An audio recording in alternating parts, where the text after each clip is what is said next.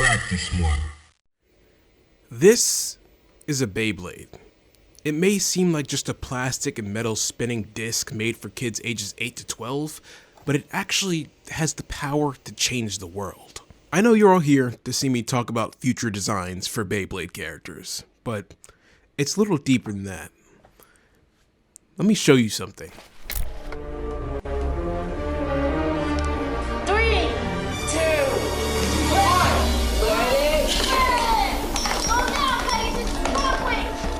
Speed out!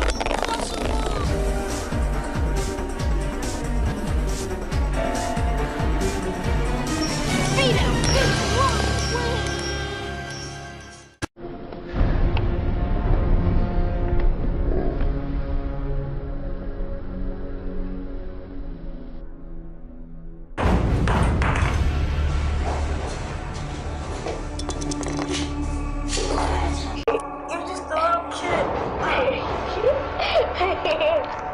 This isn't over. My name isn't the bird. This was a short film I made with my brother when I was 9 years old. It's called Beyblade Metal Hunters, and the plot was simple. Some kid gets his Nintendo DSi stolen and has to battle the thief to take it back. It's juvenile, crudely edited, horribly acted. I can't even tell what's happening half the time. And it's one of the proudest things I've ever made. I've been reinterpreting my favorite fiction since I was a kid, and so this is nothing new to me. But the love I have for Beyblade runs much deeper than YouTube. The time has come at last! Grab a one! Consider me welcome. Go now and finish what you started! Overall balance. A Beyblade's true strength has nothing to do with attack power or stamina. It attacks using the feelings of the blader who's connected with it, as if all the power in the cosmos was being poured into it. We all thought Beyblade ended with Nemesis, the final battle, the gods of spin, the last clash between good and evil. Jenga soaring through the galaxy like some spinning savior, while Pegasus glowed with godlike intensity. But what if I told you the real story, the one that matters, started after the world was saved? See, for years, Beyblade was dismissed as just a toy commercial, a hype machine with fire theme songs and plastic tops. But to the kids who watched it, who felt it, it was more than that. It was a myth. It was freedom. It was purpose projected through battle cries and plastic stadiums. And as much as it was about launch techniques and recreating special moves, Beyblade was about growth. It subtly fed us themes and lessons as children that stuck with us long after the launchers broke and the shows ended. Themes of identity, ambition, regret, and legacy. So when I say I wanted to make Beyblade grow up with us, I mean that literally. I took the characters we watched as kids, Jenga, Kyoya, Ryuga, Kenta, Tsubasa, Hikaru, etc., and imagined who they'd be 10 years later. Not just older, but emotionally evolving. And suddenly, it wasn't just nostalgia anymore. It was catharsis. I shook up the world! Here's the thing about Beyblade.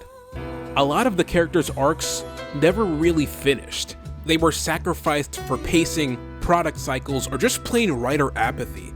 Entire stories got dropped. Development was halted.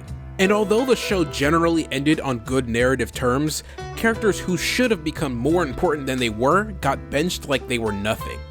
Even main characters, Jenga and Kyoya's rivalry never truly settled. Ryuga's sacrifice, cut to black. Hikaru's entire journey, don't even get me started. And Damien and Reggie, absolutely no explanation. Characters introduced later on like Aguma and Chris honestly just felt kinda one-dimensional and don't deserve the status that they have. Hot take? It felt like with the latter half of Metal Fury and Zero G as a whole, Beyblade hit fast forward on everything just so they could sell the next wave of toys. And while that's fine when you're a kid, as adults, we start craving the closure we never got. We don't just want to see these characters again, we want to understand them. We want to see them deal with some of the same crap we do. Regret, identity crises, burnout, responsibility, the irrational fear that maybe our best days are behind us, or just the uncertainty of moving forward. So what would it look like if Beyblade characters grew up with us? Instead of being frozen in the roles we remember them by, they evolved into full, layered people. That's what Beyblade Beyond is. It's not just a redesign, it's a revolution. Let's get this out of the way. Beyblade shouldn't have gone as hard as it did. It had absolutely no business being that dramatic. The shonen-style arcs, the stakes, the visuals, the god-tier soundtracks, they made it feel way too premium for what is essentially, at its very core, a glorified toy commercial. But that's what made it unforgettable. It pushed a basic idea, tops that spin in circles and hit each other, and ran with it so far it flew off the stadium. The writing made us care. The characters had sauce. The world had rules and mysticism and legacy. That was the genius. It took something so basic and juvenile and made it feel like life or death. That's why kids loved the show, because it got their imagination rolling. We tried to do special moves in real life, to launch Beyblades and fire and all that other stupid shit. They got us. They got us hook, line, and sinker. No matter how young your audience is, or what the intent of what you're trying to sell to them, the mark of a piece of art is giving it your all. And because it reached that high, it deserved to go deeper. The biggest crime of the Metal Saga isn't what it showed, it's what it didn't. Because underneath all the stylized attacks and tournament brackets was a cast of characters who were built for complexity.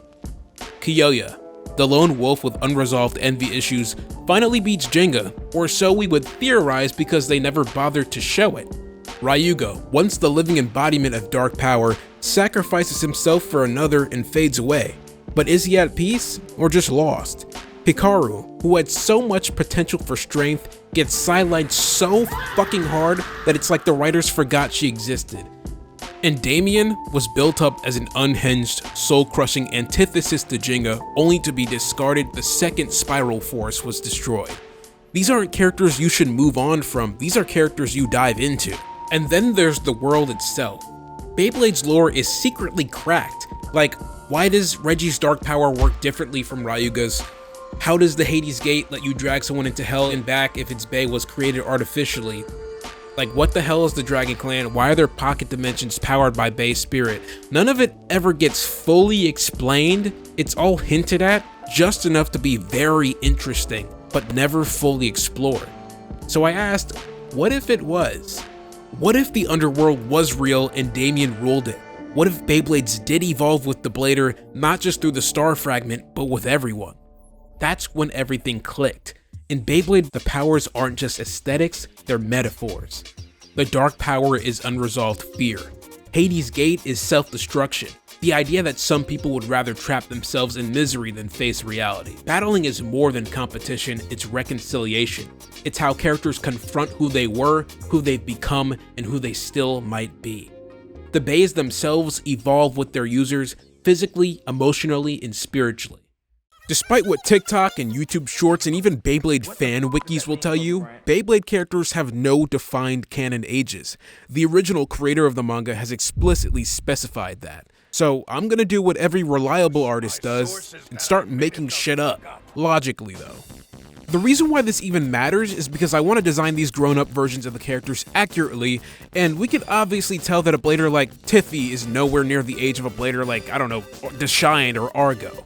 We know that in the manga's equivalent to the first episode, Kenta tells us, the audience, that he's in 5th grade. Although the manga and anime are wildly different continuities, we're just gonna have to go with what we got. So as a reference, I'll say Kenta is 10 or 11 years old, and use that as a launch point. Second, we know that Hikaru is a secretary for the WBBA by the 2nd season, which is important, because assuming that this is a job placed in Japan with actual pay and hours and shit, that puts another reference point on the table. Lastly, in the anime, we know that the World Championships doesn't allow anyone who's not a minor to participate, which is why characters like Phoenix and the DJs are disqualified. But the definition of that is different among each region. Since the maximum among all countries is 21, I'm gonna assume that's what they mean. So using these very vague and limited clues, this is how old I think all the major Metal Saga characters are, and I'll be using this as reference for how I approach the characters' updated designs. So just add the shit by 10. All my designs will harken back to one central theme, roots. After the Nemesis crisis, the characters' journeys continue in the places they once began. My art style will be slightly different than the one I used for my graphic novel The Changers, but with minute differences from the anime too. For these Beyblade designs, I'm giving the eyes a little more gloss and detail to mirror the art style of the original manga, though other details such as in the clothing and accessories will be simplified to fit my more exaggerated and sharp shape language. Firstly, I gather a reference file. I gather a slew of visual inspirations for the character to use in concept art and in the final model. At this stage, I sketch out certain aspects of the reference file that I want to include in the actual model. They could be stray accessories, the general facial structure, expressions, and a really rough outline of the full body. Then I block out primitive color choices and silhouettes for each design. I wanted to show a natural but subversive sense of progression for the characters. How do I continue where they left off in Metal Fury without it looking like a 12-year-old made it on DeviantArt? The guiding word for this whole set of designs is roots. How have these characters changed over the past 10 years? How do they call back to the characters' origins that we already know? And what purpose would these changes serve in supporting the overall story?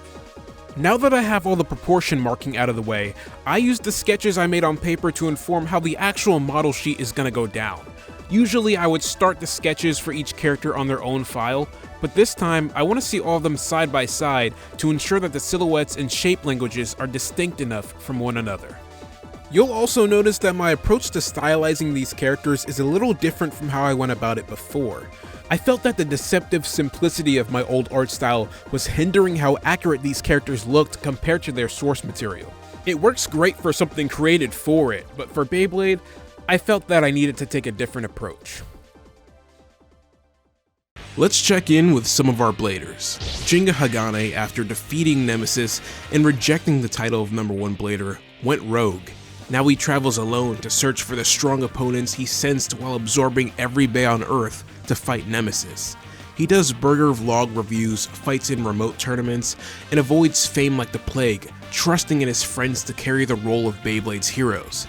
His Bey, Wing Pegasus, is red now, like a quiet salute to Phoenix, and a reminder that Jinga's finally choosing to battle truly for himself. Kenta Yumiya, the world keeps calling him the next generation, so he carries that like a backpack full of bricks. He's basically the poster child for responsibility, and the worst part is, he actually tries to live up to it. And with Ryuga gone, Kenta's been carrying that dragon-shaped shadow alone, until the day he realizes that the inheritance might not be a metaphor. Kyoya Tatagame finally beats Jinga, and that victory destroys him. With his goal achieved, he's left purposeless, until Nile helps him refocus. Now Kyoya forms the Neo Face Hunters as a found family of lost bladers, both young and old. He's still abrasive, still proud, but now he's a leader who lifts others instead of just chasing power. His Bey, Duo Leon, trades its offensive nature for precision and stronger winds, a symbol of Kyoya's sharpened focus. Damien Hart, obsessed to reclaim power after his embarrassment to Kyoya, tries to strengthen Hades' Gate, and realizes that what he previously thought was a figment of his own spirit was actually a move that transported his opponents to the pits of the Beyblade underworld. While there, Damien raises an empire built from obsession, and Phantom Kerbex feeds on the souls of bladers he crushed. When a certain dragon-clad blader wakes up down there, Damien humors him. He tries to prove, to his face, that power was always a leash. Ryuga, he's complicated. Defeated, humbled, and broken after the Rago fight, he had disappeared for almost a decade. The truth is, his spirit needed time to recharge just as Storm Pegasus had when it beat El Drago during Battle Bladers. But unlike Pegasus who had rested in the cosmos, Ryuga mysteriously ended up in Hades, and through a brutal battle with Hades Inc.'s Damien, Ryuga claws himself out of the Dark Realm and back into the world again, realizing with decisive finality that he's not the man he once was. Hikaru Hasama is the new CEO of the WBBA, and has been living with Beyblade-shaped trauma for 10 years, the kind of trauma that doesn't just heal on its own. Her mother, the person whose greatest wish was for Hikaru to become strong, suddenly passes away, and she wasn't there. So suddenly, Ryuga's return was like a blast from the past showing up at her doorstep, and just like that, it's the question of agency. Is she going to keep letting that fear dictate her life, or is she finally going to choose what happens next, even if it hurts? Whether it's the underutilized underdogs like Sora, or the background nobodies like Kenta's NPC friend Akira, Who the fuck is that? in Beyblade Beyond, they get stories too. Every design I created, every older version of these characters was rooted in one question: what happens when you don't stop at the end? Growing up isn't about aging, it's about reevaluating. It's about revisiting what shaped you and asking, what now? What lies beyond the bookend handed to you? For many of us, Beyblade was a launching point, a myth disguised as a cartoon. So why not treat it with the weight that it deserves? Why not honor the emotions it gave us by imagining how those emotions play out over time? That's what these redesigns are. That's what this series is. It's me, as a grown-ass adult, looking back and saying, you mattered, you were worth finishing. Now you know what Beyblade Beyond is, but what can you expect from it? What will actually come out? A full animated series? I'm too broke for that. A full comic? My schedule's too full for that. So within what I can realistically manage as one man, I'm planning the release of videos, social media posts, and short comic excerpts that show off the world in the most realistically plausible way I can. The point is consistency and momentum, not overpromising and disappearing for a year. I wish I could do more, but that would mean expanding the project at a scale that just isn't possible right now. But I can promise this: the designs are being redone with intention, the arcs are being built with character-first logic, and the whole grown-up saga we never got angle will surpass the idea of nostalgia bait and become a way to explore what Metal Fight was always flirting with underneath the toy commercial. What started as plastic toys clashing in Walmart stadiums became, for many of us, a foundational part of childhood. But childhood doesn't last, and nostalgia without growth becomes dead weight. So I decided to grow with that nostalgia. These characters, these stories, they're not finished. Not if we don't let them be. And when we write the next chapter, when we redesign them, not just visually but spiritually, something magical happens. The nostalgia we have for these characters and toys becomes a form of healing, and Beyblade becomes art. If any part of this resonated with you, if you've ever looked back at a show and thought, why didn't they do more with this? Then maybe you're already a part of this. I've redesigned more characters, I've written more arcs, and I'll let the world of Beyblade spin the way it was always meant to.